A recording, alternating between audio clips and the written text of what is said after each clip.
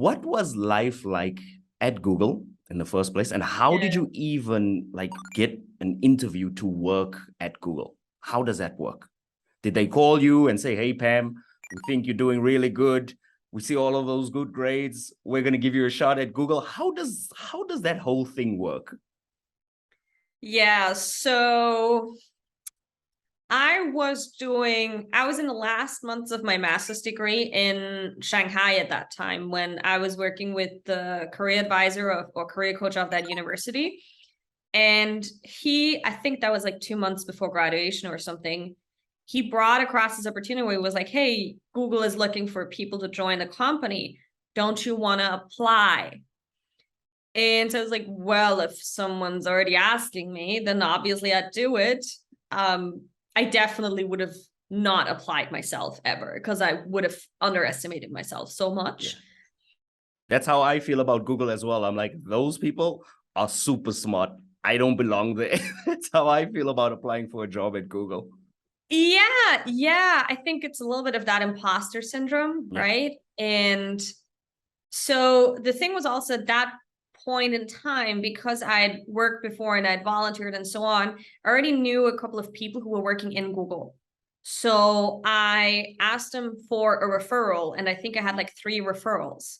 And of course, when you have a referral for a job, then that's always more powerful than if you just apply. Yeah. So that was a good start. And I was really good with CVs and interviewing. So I'd even like during university coached other people with their CVs and interviews.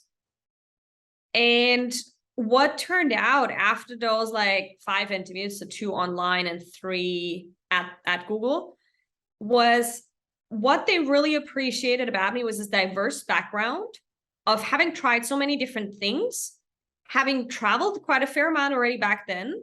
So I was this generalist that they could now form into a specialist. And that was Ah. very, very attractive to them. So at that stage, how many countries were you up to? I would say must have been around 40 or so. Wow. I Wow. would say so. Yeah. Yeah. And I mean, life at Google is pretty cool, I would say. Like you'd have a 9 to 5 and they really try to keep you in a 9 to 5. So like not work too much outside of it. I mean, by now, of course, there's a lot of different teams. So I cannot speak for every team. What's happening now? Yeah. Yeah. Yeah. But I mean, in the morning you'd go to the gym at Google. You'd have sometimes your personal trainer there from Google. And then you'd have breakfast They've got at a gym. Google. They've got a gym at Google. And also like an Olympic swimming pool in some of the headquarters especially, and you can have a personal trainer if you want. Like it was for free. So I had like issues with my back, and then I got like tailored exercises. I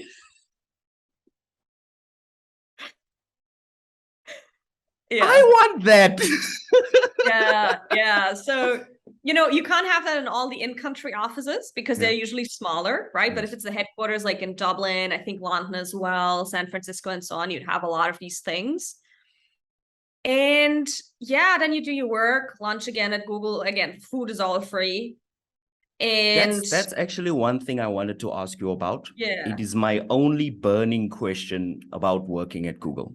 yeah. Not too much interested in the salary or the corporate life. And I need to know, okay, I need to know, Pamela, and this is a very serious question. How good is the food on a scale of 1 to amaze balls? Like, where does it fit in? How good is the food at Google? I would say really, really good and healthy. So they cook really well, really healthy. You have a lot of different options.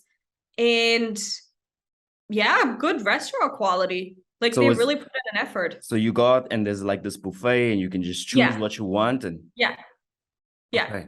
So that's And why I then need to work at Google. It's the food. I don't mind. The salary I don't right. even need a salary. As long as the Yeah. food is good, I'm there. Yeah, and you know what a lot of people don't realize is actually like not having to worry about food takes away a lot of brain power. Wow. So that's something, or having to worry of food takes a lot of brain power. That's what I meant to say. Yeah, I Anyway, get what you're saying. so yeah, it was a great feature that if I could still have it now, I would definitely opt in for it. Yeah. And in terms of the corporate culture at Google, because the thing I wonder about Google is there's so many of you. How do you actually have meetings? How do you actually like link up with each other? Because it always, when we see these videos about Google campuses, we see a guy on a scooter, we see a couple of guys over there, we see one dude on a pad and he's doing something, we see one person sleeping. Like, how do you actually sync up with your other team members? And is there like a proper department whereby you guys sit together and you have the objectives together, or is it more everything is remote and you're just constantly DMing each other and linking up with a specific person, just one person, to perform a specific function? So when I was at Google, it was all very much in person, right? And we started having, I think we fought for this to have 1 week per quarter that we would be allowed to work from another office. But back then there was like a fight, right? And I was like, let's just do this. So I made obviously full use of that. So I went to like the Google Dubai office. I went to the Ghana office, the Nigeria office. Wow. Any London, Vienna, I don't know, any other one as well. I forgot it. So, and the cool thing is when you are in one of the headquarter locations, you automatically bump into people. And that creates some sense of networking, some sense of community, which I think is something that often gets lost when too many people work remotely. Yeah. So that was something that was really off value to me. Yeah. And since you were at Google and you basically went into being a paid search specialist, did you fall in love with Google Ads then? Or how did that whole process work of getting into Google Ads themselves? So I think what's important to know is I never had the goal of becoming an ad specialist. Like I somehow fell into this role. And even in the first couple of weeks, I was like, I actually don't even know what my role is about. Like it took me some time to get clarity. And what then happened is that I built up all these skills. And while you're at Google or while you're working in any company, you never really have the feeling of what you're worth. You think you're worth that, I don't know, $10, $15 amount per hour or however much you make. Yeah. And only when I left and people started to come to me and I started to work with people, I realized the value of my knowledge. And so because of that, it became something that was fun for me. Like I'm good at something. I don't necessarily believe in the passion theory. Yeah. So for me, it's more like if I'm good at something, then I like it. And if I see its value to other people. Yeah. Okay. That actually makes a lot of sense. Hey guys, thank you so much for checking out this interview. I really appreciate it. And if you want to see the full version, you can click on this link over here. You can also contact me and Pamela at the links in the description below. I'll see you next time. Peace.